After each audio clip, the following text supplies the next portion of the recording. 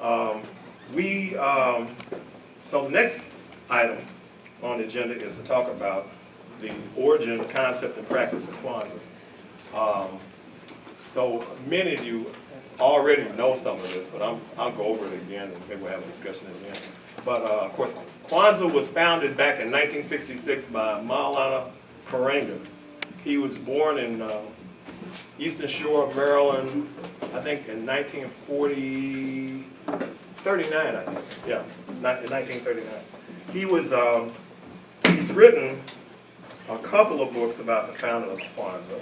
This is the first one he put together, and there's another one there that's circa 1995, I think, or 98, I think, right? That's a thicker version, but every few years, yeah, he puts out a bigger version of the book. But this one, right? This one, Yes. you're right, 97, I think. Okay. Incidentally, while I'm looking at this cover, I want all of you next year, go buy some Kwanzaa stamps. They started Kwanzaa stamps in like 97. That's all I use. And in recent years, I've gone around the post office, they didn't have any there. I've torn them off. I do too when they So go buy some. I do that all. Buy the stamps. If you don't, pretty soon they won't exist. They won't. Yeah, if anybody can think about it, ask a question about how we got Kwanzaa stamps. So there was a controversy about it, and I can tell you how we did it. So these are versions of Dr. Maulana Karenga's book on the founding of Kwanzaa. He talks about how they founded Kwanzaa in Los Angeles in 1966. It was founded by the US organization. Us as opposed to them is how they define themselves. Us as opposed to those who were not us. So, it was founded as part of the black movement of the 1960s. And he always says that he's a 60s man.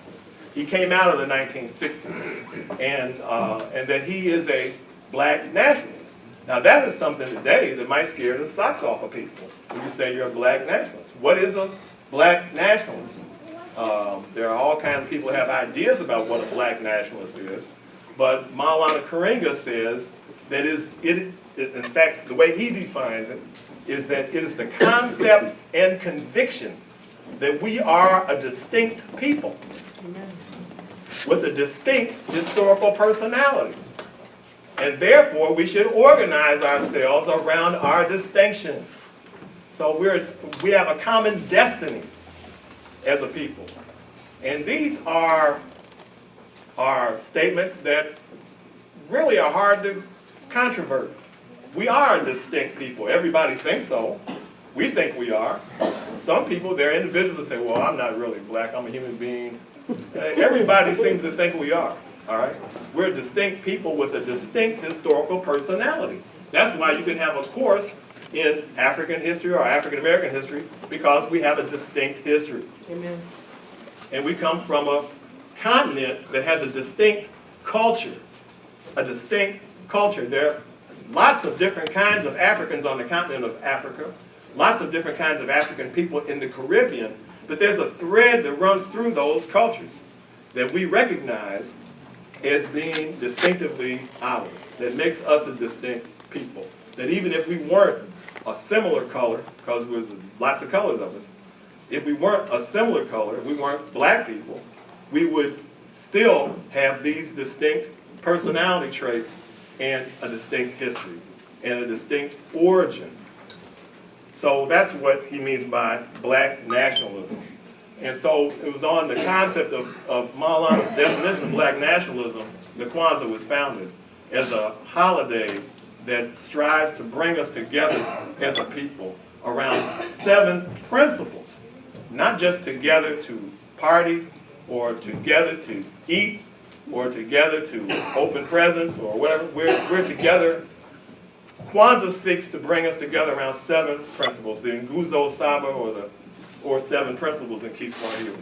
And those principles are Umoja, which means unity, to strive for and to maintain unity in the family, community, nation, and race. Kujichagulia, self-determination, to define ourselves, name ourselves, and speak for ourselves instead of being defined and spoken for by others. Ujima, which is collective work and responsibility. It means that we should do always as much as we can to make our brothers and sisters' problems our problems and to solve those together. Ujamaa, which means cooperative economics. That's the fourth principle. It means to build and maintain our own stores, shops, and other businesses and to profit together from them. Nia is the fifth principle. It means to make as our collective vocation the building and development of our community in order to restore our people to their traditional greatness. Kuumba, which is creativity. It means to build, clean up. It means to make our communities more beautiful and beneficial than they were before we inherited them. And the last one is Imani, which means, in this case, faith. It means that we should believe and with all our hearts, no matter what deities you believe in or don't believe in. We should believe with all our hearts in our parents, our teachers, our leaders, and the righteousness and victory of our struggle. We should believe in those people who are for us, who are trying to help us. We should have faith in each other. That's what it's about. So those are the 7 principles, and those principles are celebrated during Kwanzaa. And each Kwanzaa has 7 symbols. The first symbol is this straw mat. It's called what? Who knows? Mkeka, right. Straw mat, it represents our foundation upon which everything else rests. On the Mkeka is Kinara, right, Kinara. It represents the common stalk from which we all sprang, which is the continent of Africa. In the Kinara are 7 candles, and they represent what? The 7 principles, right, and they're red, black, and green. Now, I had a sister tell me, in all sincerity, that when she saw a red, black, and green bracelet around my wrist, that she thought it stood for Libya or one of those revolutionary groups in the Middle East. I said, no, this is the red, black, and green came to us by way of the Honorable Marcus Mosiah Garvey, who held a convention of the Negro peoples of the world in August of 1920 in Madison Square Garden. It was a 5-day convention, and at the end he unfurled the red, black, and green. Red stands for struggle. It doesn't mean just blood. It means struggle. It means activity. Red is the most vibrant color in the spectrum. So it means we have to do something. We have to do something to be free. Green stands for not land originally. It was for youth. Garvey said it stood for youth, our sons and daughters and those who follow us, and the example we have to set for them. Black stands for the people, that's us. As Garvey said, 400 million back of us, back of it, whose destiny depends on it, the red, black, and green of it. So, old flag of mine. So, black stands for, on this day, we light this black candle in the middle, which represents unity.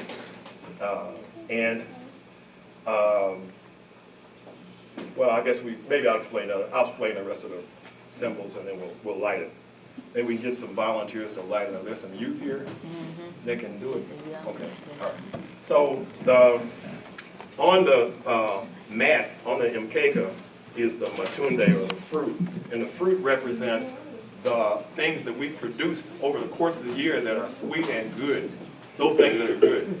And I guess we could have some rotten fruit on the table, the rest of the stuff we messed up, but we don't do that. We only deal with the fresh, good things, So we want to remember those, and we want to see how we can replicate those. Because Maulana was inspired when he created Kwanzaa, and this is something you shouldn't be ashamed of. I've heard people say, Kwanzaa is a made-up holiday. I don't want to celebrate that. That's made up. Guess what? Every holiday is made up. Hey, right, so It's hilarious in a way. But, all right, so Kwanzaa was created by Maulana Karenga. He thought about it. He said, we need a holiday to bring us together. You know, something that has more meaning than what we've been used to. And so that has a specific meaning for us. So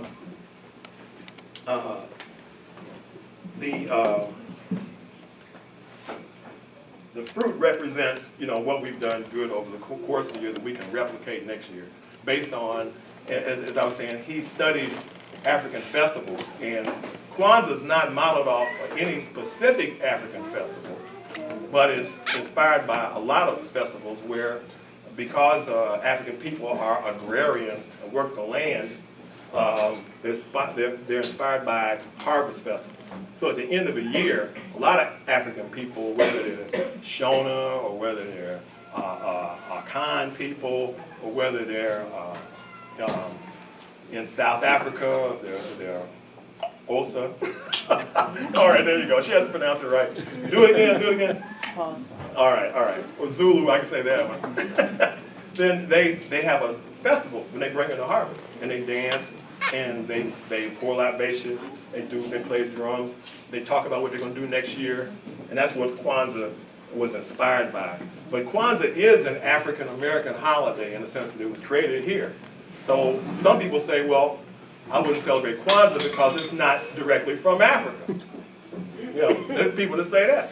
I've heard that said. In fact, there was a brother who came into the Institute for Positive Education in Chicago when we were conducting a Kwanzaa celebration next door. He came into the bookstore and he knocked on the door, and I happened to be on that side, and I opened the door, and he said, I'm from Ghana. He said, you guys are celebrating Kwanzaa. We don't do that in Ghana. I said, I know. Because it was created here. I said, we welcome you to come over and join us. You know, but it's a holiday that he's welcome to celebrate because it's for all African people. It's a Pan-African holiday in scope. So whether you're in the Caribbean, whether you're in Africa, whether you're in London, you know, or in Paris or wherever, and you're black, you're welcome to celebrate Kwanzaa. In fact, it's even gotten away from the intention of Kwanzaa, and now I've heard that there's a group of Navajo that celebrate Kwanzaa out in the West now. And that was 20 years ago, I heard that story. But a lot of people like the principles. But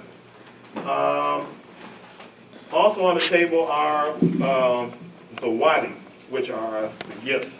And I have here some children's books. Feel free to look through them.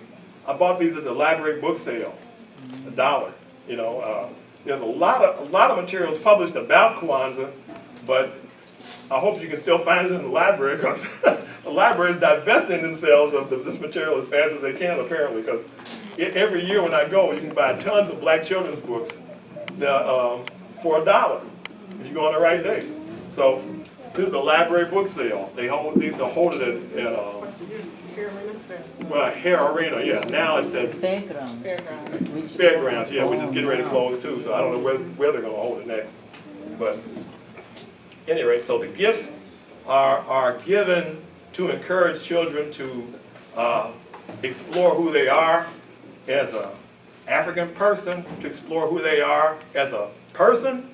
You know, we encourage children to make something, create something during Kwanzaa, to do something, you know, to commemorate who they are and reinforce who they are.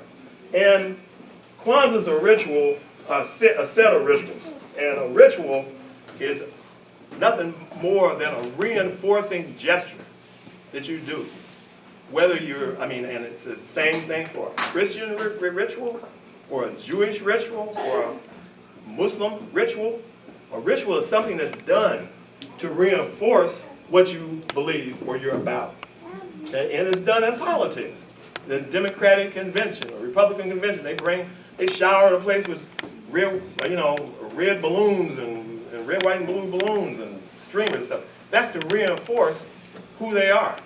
Ohio State Buckeyes, they get drunk tear down the goalposts, to reinforce who they are, right? And so that's who they're trying to, they're modeling that behavior. So what we do during Kwanzaa is that we talk about what these principles are, and we talk about all the concepts these symbols represent, and we talk about our ancestors, and we pour libation, we call their names. All this reinforces who we are. And so that's that's something about the origin and concept of Kwanzaa, and there'll be time for questions. Oh yeah, we need children to, I missed a symbol. Yeah, that's terrible. And I've got 2 children too. And children, the bunzi, or the muhindi, the corn, represents our immortality, represents our children, and the way we can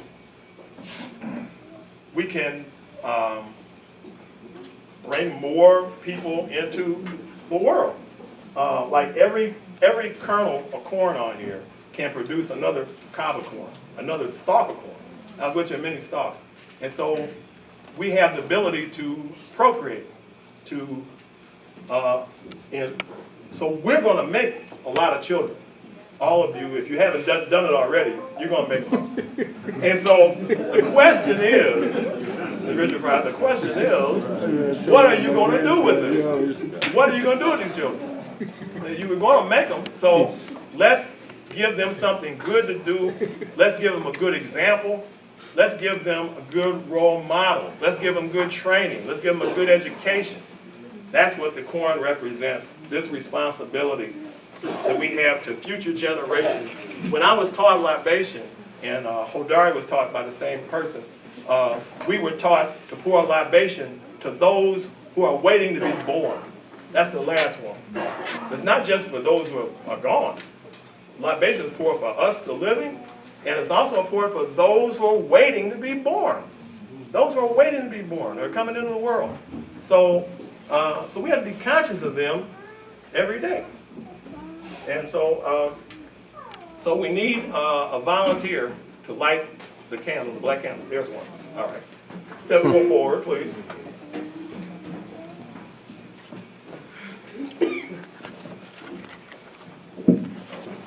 And what is your name?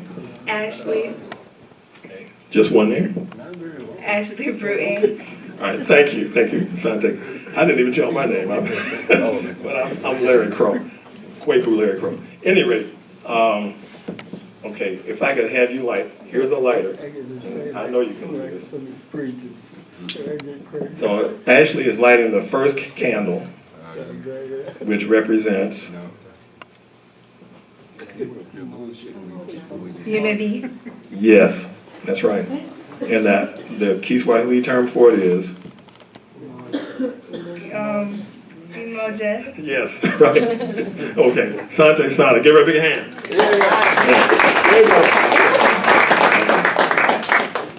So when we're in a community setting, and when Kwanzaa was created, it was, the vision was that Kwanzaa would be done in a home, that you would do it at home. But nowadays, everybody's at a big event, even until recently, that's where it's been like that for a long time now. When I got to Chicago, every night of Kwanzaa was celebrated by a different group. And so you go across town to Baba Hannibal Afrique's place, the Shula Yawatoto, you celebrate Kwanzaa there. Kuji Chagalia there, you'd celebrate Umoja with another group at the Center for Inner City Studies. You'd celebrate the Ujamaa market at the Institute for Positive Education. And now it's got to the point where they have a huge celebration in the community colleges now. Either Malcolm X or Kennedy King College, and they have it all week. They start at noon, they go all day to 9 o'clock at night. Everybody shows up, and it's gotten so big there that the politicians even show up. Harold Washington came to our Kwanzaa at the Institute for Positive Education when he was running for mayor. Showed up, I have a picture of him speaking next to the Kanara, to the crowd. And of course, he was elected. But the original intent was a small gathering, and to be if not at home, in a small gathering of people. And I'm glad to see so many people out here today. I thought it would be smaller, but there's a big turnout. So, but what we're still going to try to do is discuss what unity means and why we need unity. So we'll do it in a form of questions and answers. People have questions or they have a statement they want to make. Come up and I'll let you make it, but I won't let go of the microphone. Okay, so that's for the benefit of others. Yeah. But, you know, I was going to say something. You know, it seems like on every level of our being, we absolutely have to unify. I mean, in terms of politics, in terms of the food deserts that we have in our community. I mean, this is a circle of completeness right here. Oh.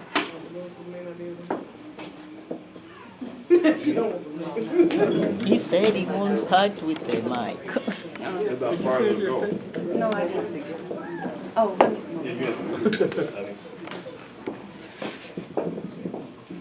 What I was saying is that we're in a circle of completeness, even by the way that we're situated here, and that we don't accomplish anything other than by solidifying and unifying, even in terms of what happened down in Alabama with Roy Moore, him not being elected.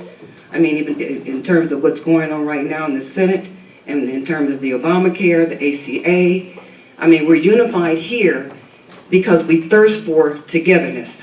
We thirst for one another. There is a Zulu saying that says, Sawabono, which means I see you, I am here. And that is very important to how we identify ourselves and know our self-concept. Senator.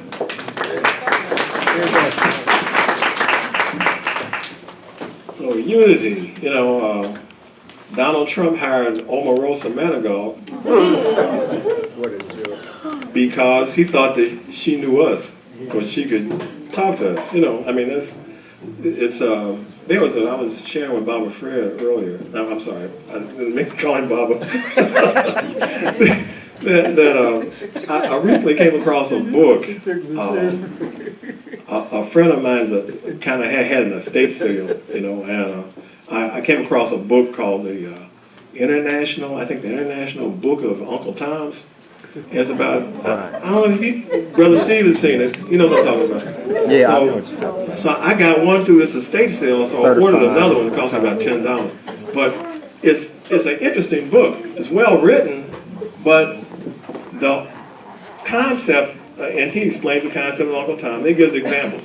But in a discussion I had with a friend on the phone, we were discussing, he was saying like, well, a lot of people that this brother names did do something that seems to us to be Thomish at one time or another. And the worst instance of Thomism is in the book, you know. And it seems to be documented. I mean, you know. But when you think about it, who amongst us has not done something that the rest of us won't agree with, you know? I mean, people have their moments, you know? Because one of the people that were mentioned was Harry Belafonte. And I can't remember exactly the circumstance under which he mentioned Harry Belafonte. But Harry Belafonte was also one of the prime supporters of Dr. King, with money. He put money, he put his time on the line, he went to jail, you know. So when you think about that, I mean, he was in town here about 5 years ago. He spoke at Wright State. You know, he spoke, you know, in public about how bad George Bush was, and you know, people criticizing. In fact, the backlash was such that when Coretta Scott King passed away, her children were afraid to let Harry Belafonte share the rostrum with George Bush. You know, but this is somebody that another brother says is Uncle Tom. You know, but so as you see, there's a, you know, it's a complicated situation. Yes, sir. I think part of unity is like you were talking about that shared identity, which brings solidarity. But I also think that what unity isn't is everybody thinking the same. You know, like I think if we have a shared identity and knowing that people have different viewpoints and this, that, and other, but we have a common understanding of our shared humanity or our shared intention of moving our community forward, then that helps, like Karinga talks about operational unity, right? And so it's like how we create these fronts where different organizations, different ways of going about it are all coming together in a way that's moving forward, but it's not everybody thinking the same or having like 10,000 years of debates about like, what is the best, this, that, and other, you know what I mean? But how do we really like move forward with what we have in this room right now? I mean, this room is packed out, right? We got all types of gifts and talents, representatives from different organizations, you know what I mean? Like how do we use this to move forward? You know what I mean? And to me, that's kind of what unity is, like Ubuntu, right? That when I see you, I see myself, right? And so I think we got challenged the underlying assumption of individuality, right? And that like if we're individuals, then it's like these people do this, these people do that, but I don't see like my brother or sister struggle as my struggle, right? But that shared identity, like yo, what's happening to you, what's happening to me as well, right? And vice versa, and how then we can move forward from that. Sante, yeah, he's absolutely right. Maulana Karenga states in the first book, and then I think the subsequent books, that when he's talking about Umoja, he's not talking about uniformity, he's talking about operational unity. So, right, really. I don't think it'll reach that far. Yeah. Forgive me for being late, so. Yes, okay, thanks. Yes, sister. You defined a goat. I got one in the car. Okay. I think brother hit on it, that unity is probably the most complex thing. I mean, you think about democracy and what it really means, and I'm talking about in terms of the concept. And so you kind of have to have what's at the point, if I may sit this here, what's at the point to have unity, what could we all agree on? I'd like to suggest white supremacy is the bane of humanity. That I think the concept of white supremacy is the problem. It was created in this nation. As much as we want to talk about Europe, Europe was more about nations, Spain, Germany, etc. White supremacy evolved here. And that's one of the studies I've done for a while. Lately has been like the 1600s. Up until then, you come over here, you were Irish, German, you would be, from South Africa, North Africa, East Africa, West Africa. Everything was divided in nations, even in this country, until after, what did they call that, Bacon's Rebellion. At that point, it came out of that, not because of it, but came out of that the concept of white.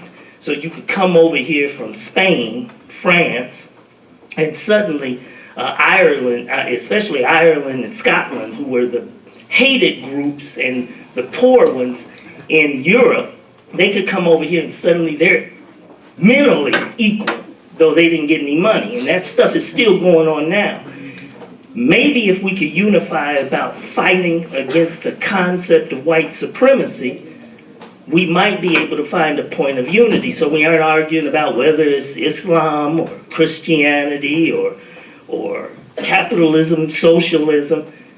The number one problem in the world right now, and from here it spread to the world. South Africa didn't have that issue until it came from here. It was created here.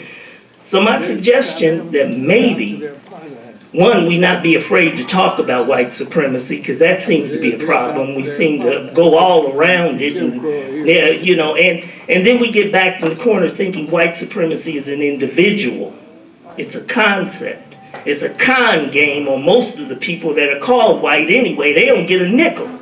The most they can get is support the troops and pat on the back, and they think that they're in the mix. They fallen for that game way back when they were forced to be on slave patrol.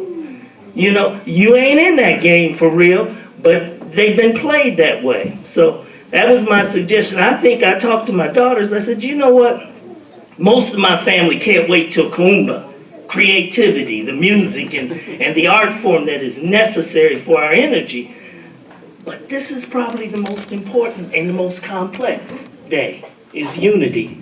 And so as much as I was late and struggled to get here, I was determined to be here on this day with y'all. What's your name? Victor. All right, Brother Victor. Okay, Brother Steve.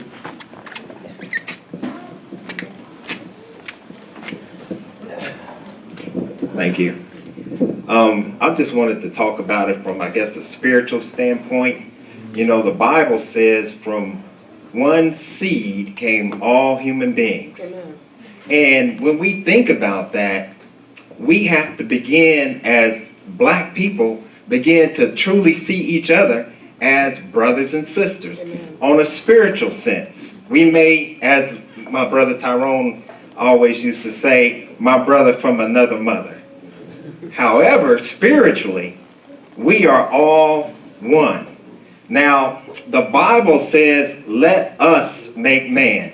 And the Quran uses we when referring to God creating things.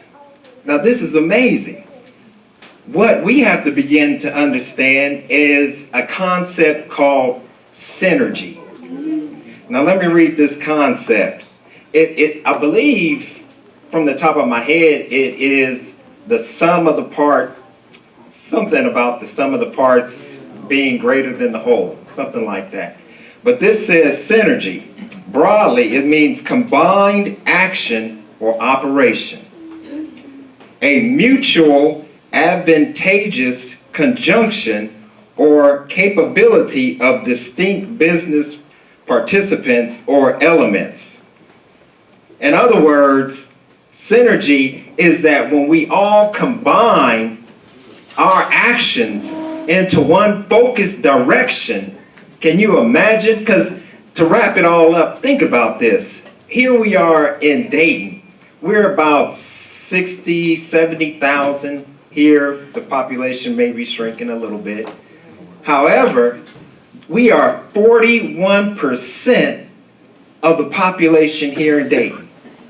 However, because we don't have the same focused mindset, our community looks fragmented. It looks destroyed. It looks lifeless. When we think about life, when we look at the human body and the blood circulating through the human body, right? You know that a person is alive because blood is flowing through the body. Well, in a capitalistic system, blood is equated to money. But money doesn't flow in our community. So without us patronizing each other, without us having an entrepreneurial mindset and building businesses, as my brother said, to leave something for generations to come, we have to begin to see that we need to pull our resources, come together, and do something for self. We need to go ahead, as Brother Victor said, is to separate. We don't have to separate, go to Africa or something, but we can use the model of the Chinese. I go to Philadelphia, I go to New York, guess what they got? Chinatowns. When you go in Chinatowns, they got Chinese writing on the street signs.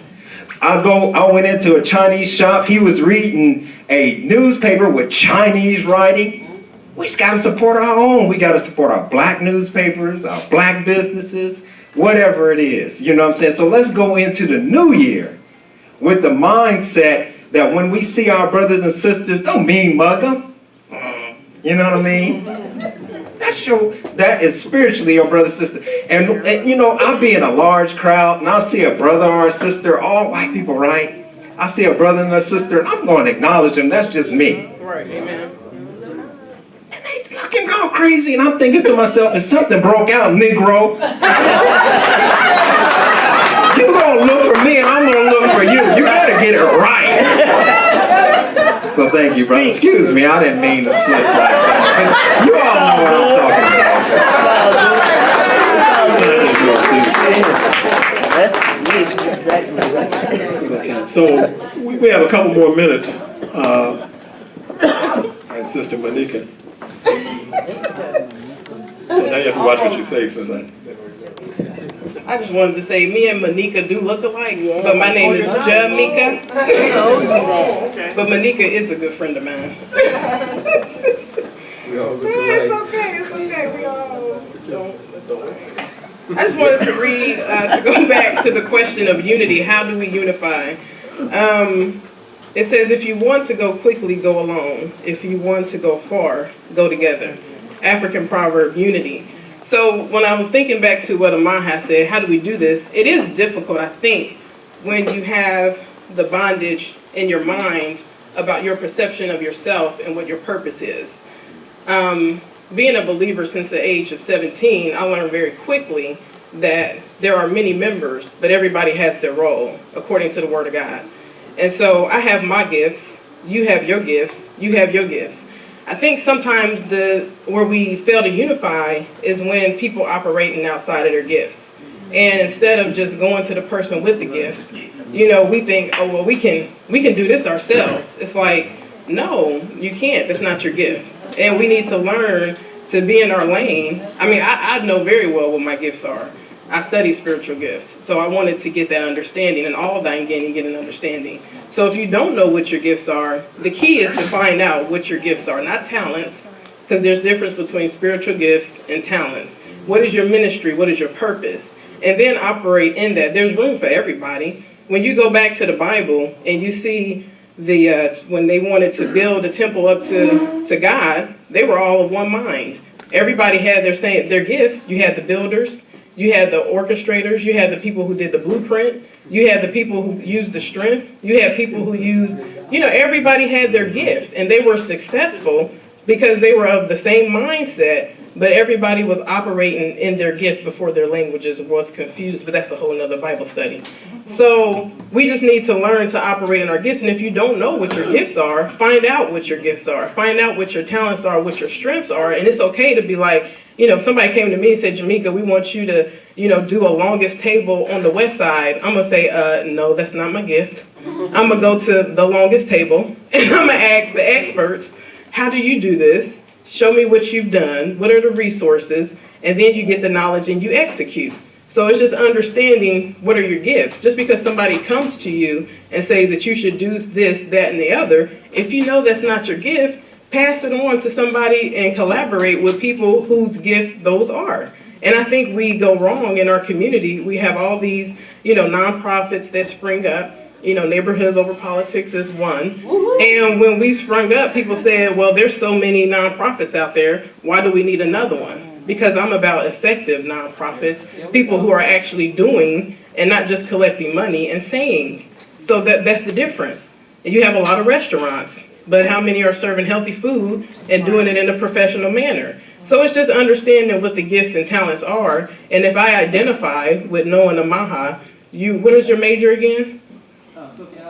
I'm not touching sociology. I'm going to go to Amaha and say, hey, this is his gift. He's trained in this, so I'm going to go to this brother specifically for that. Tiffany, nurse practitioner. I'm not going to try to be a nurse. That's not my gift. I haven't been trained in that. So I think it's just as simple as that, is utilizing Mama Nazipo, our professional photographer. I mean, I'm not going to try to take pictures. I know Mama Nazipo got it on lockdown. You see what I'm saying? I mean, so everybody, we all have gifts, and it's really getting to know each other, understanding what our gifts and talents are, and then utilizing those to unify and bring our community together. That's what it's about, I believe. I